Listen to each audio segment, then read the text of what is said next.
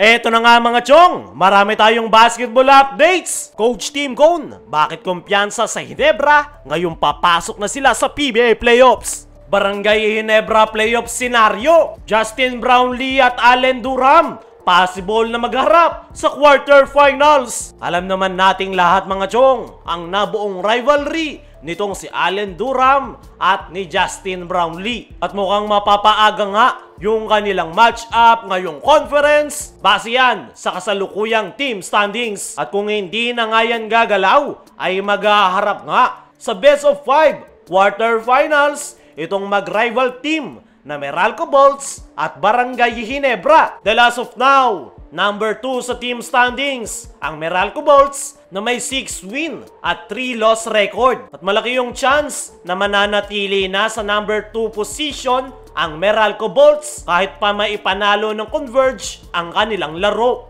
Number 3 naman ang Barangay Ginebra sa kabilang grupo na mayroon ding 6 win at 3 loss record. Tumatabla nga yung Barangay Ginebra sa second place sa San Miguel Beermen. Parehas nga silang mayroong 6 win at 3 loss record. Pero dahil nga sa natalo ang San Miguel sa Reno Shine at tinalo naman ng San Miguel ang Barangay Ginebra, ay bumagsak sa number 3 position ang kupunan ni Coach Tim Cone. At kung mananatili nga sa ranking na yan ang Barangay Ginebra at magtatabla-tabla sa position, ay mananatili nga sa number 3 ranking ang Ginebra dahil matatalo nga sila sa quotient system matapos silang tambakan ng San Miguel Beermen. Kaya naman, mapapaaga yung match-up ng Barangay Ginebra at Meralco Bolts at makakakita tayo ng Season 4 series ng bakbakang Justin Brownlee at Allen Durham. This time, hindi sa championship kundi sa quarterfinals. Nitong mga huling paghaharap ni Brownlee at Allen Durham ay palagi nga silang naghaharap sa PBA Finals. At sa 3 beses nilang paghaharap ay Barangay Ginebra ang nakakuha ng panalo sa tulong nitong si Justin Brownlee. At yung hindi nga makakalimutan nitong si Allen Durham ay ang buzzer beater na ginawa sa kanya sa muka ni Justin Brownlee noong 2016 Governors Cup Finals. At simula noon ay hindi na nga nagawang makabawi nitong si Allen Durham dahil palagi nga siyang nilalampaso ni Brownlee sa tuwing naghaharap sila sa PBA Finals. Huling ang nagharap itong si Justin Brownlee at Allen Durham ay noong January 17, 2020. Finals pa rin yan kung saan nakakuha ng Ginebra yung kampyonato. At simula nga niyan ay biglang naglaho itong si Allen Durham matapos itong makatanggap ng kontrata sa Japan B-League. At sa pagbabalik ni Allen Durham sa Meralco Bolts ngayong season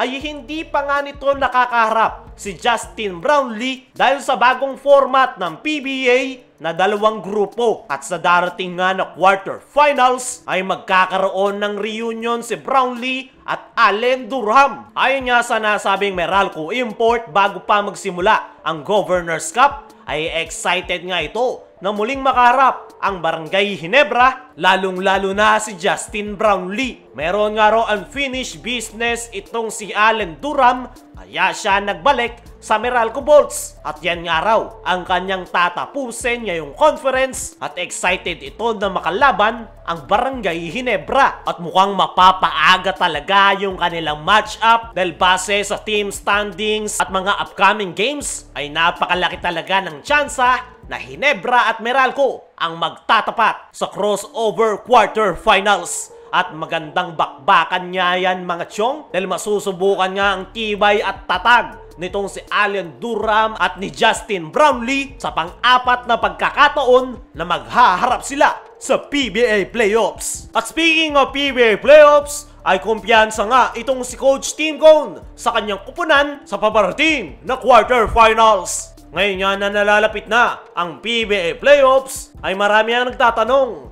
ready na nga ba ang Barangay Ginebra sa mas intense na laro na PBA Playoffs? Lalo na't binabagabag yung kanilang lineup ng injury at pilay yung kanilang frontcourt position tapos natambakan pa sila ng San Miguel ng 49 points. At ayon nga sa naging latest interview dito kay Coach Tim Cone ay hindi nga daw ito nagdududa sa kakayanan ng kanyang kupunan this upcoming PBA playoffs. Hindi na nga raw nila iniisip sa ngayon yung pagkakatalo nila sa San Miguel Beermen dahil kailangan raw nila mag-move forward at napakalaki raw ng naitulong ng pagkakapanalo ng Barangay Ginebra kontra Phoenix Fuel Masters dahil may ibabalik nga raw nila yung moral ng kanyang mga players matapos silang tambakan ng San Miguel. Hindi nga rin nagdududa si Coach Tim sa kasalukuyang lineup ng kanyang koponan dahil unti-unti na nga raw silang nakakabuelo at nakakabuo ng chemistry. At yung mga veterano raw, yung inaasahan ni Coach Tim na mangunguna sa Barangay Ginebra